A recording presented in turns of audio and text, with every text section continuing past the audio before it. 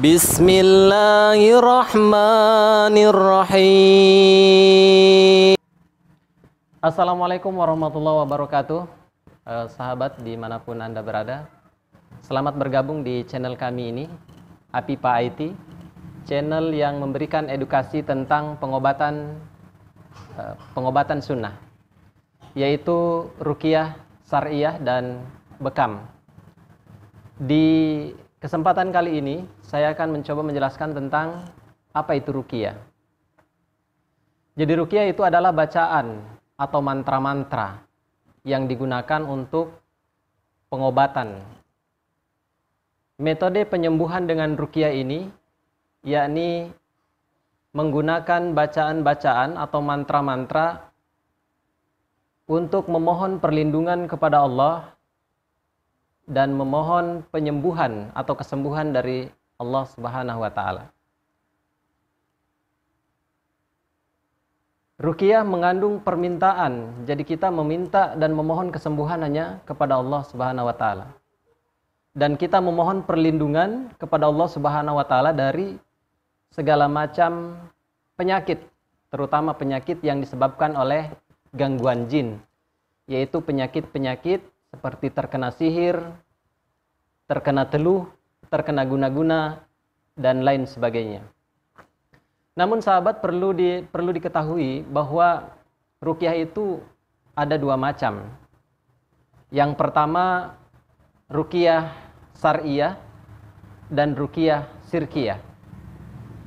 Ruqyah syariah yaitu ruqyah yang benar-benar menurut syariat Islam. Ya, diantaranya dengan membacakan ayat-ayat Al-Quran, ya, dan juga doa-doa yang ada tuntunannya dari Nabi Shallallahu Alaihi Wasallam. Sedangkan ruqyah syirkiyah adalah ruqyah yang dipraktikkan dengan menggunakan mantra-mantra atau jampi-jampi yang tidak jelas sumbernya dan cenderung menggunakan unsur-unsur kesyirikan. Oleh karena itu perlu kita ketahui mana ruqyah yang syariah dan mana ruqyah yang syirkiyah.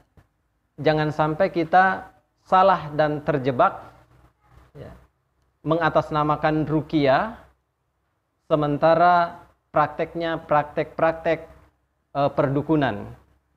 Jadi sahabat, untuk mengetahui ruqyah syariah itu ada beberapa ketentuan.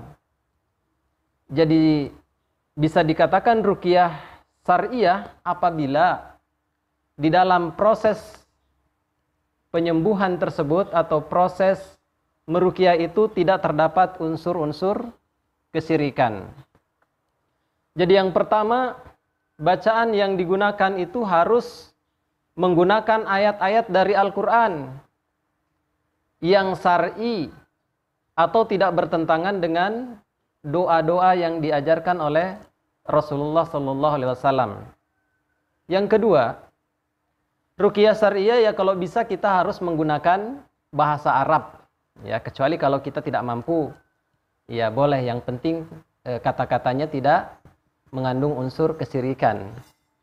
Kemudian yang ketiga, kita tidak boleh bergantung kepada sang peruqyah, karena sang peruqyah itu hanya menjadi sebab saja, sementara kesembuhan itu semata-mata dari Allah Subhanahu wa taala. Kemudian ruqyah harus jelas isi dan maknanya, ya. Ayat yang dibaca harus jelas, ya. Kemudian didengar oleh orang yang diruqyah. Jadi tidak ada baca-baca yang hanya qomat kamit saja. Kemudian ruqyah itu mengandung doa dan permintaan hanya kepada Allah Subhanahu wa taala.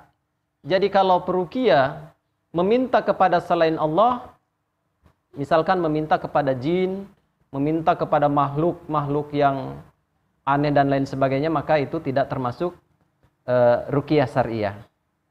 Kemudian selanjutnya, ruqyah syariah tidak mengandung ungkapan yang diharamkan, ya, seperti cacian atau hinaan, ya. Jadi sahabat, untuk membedakan antara ruqyah syariah dengan ruqyah syirkiyah, Kemudian ruqyah syariah itu tidak menyaratkan sesuatu. Jadi kalau ada syaratnya, ada ini, harus begini, harus menyembelih hewan dan lain sebagainya, maka itu tidak termasuk ruqyah syariah. Jadi sahabat yang dirahmati Allah, jadi kita hendaknya berhati-hati ketika mau meruqyah gitu. Harus memilih siapa peruqyah kita. Dan di antara cara membedakan mana ruqyah yang benar-benar syariah dengan peruqyah yang syirkiyah adalah yang harus kita lihat juga adalah orang yang meruqyahnya itu sendiri. Praktisi ruqyahnya itu sendiri. Harus kita lihat bagaimana akidahnya, bagaimana ibadahnya, bagaimana kedekatan kepada Allah Subhanahu wa taala. Karena kalau seorang peruqyah jauh dari Allah, ya, melaksanakan ibadah saja tidak, ya, bagaimana kita akan memohon bantuan kepadanya. Kemudian yang kedua, ya, cara membedakan seorang ini peruqyah syariah atau peruqyah syirkiyah adalah dari cara dia, ya, menanggapi pasien itu sendiri. Ketika datang tanpa syarat dan kita dibacakan doa, kemudian setelah itu kita dimohonkan kesembuhan kepada Allah, maka inilah peruqyah yang syariah.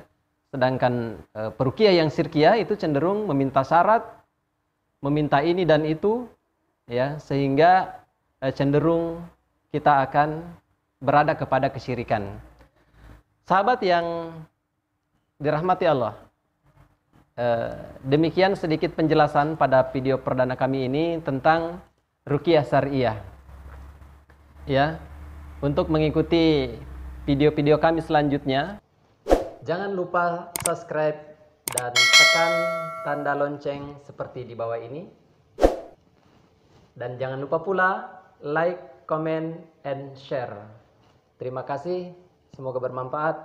Assalamualaikum warahmatullahi wabarakatuh.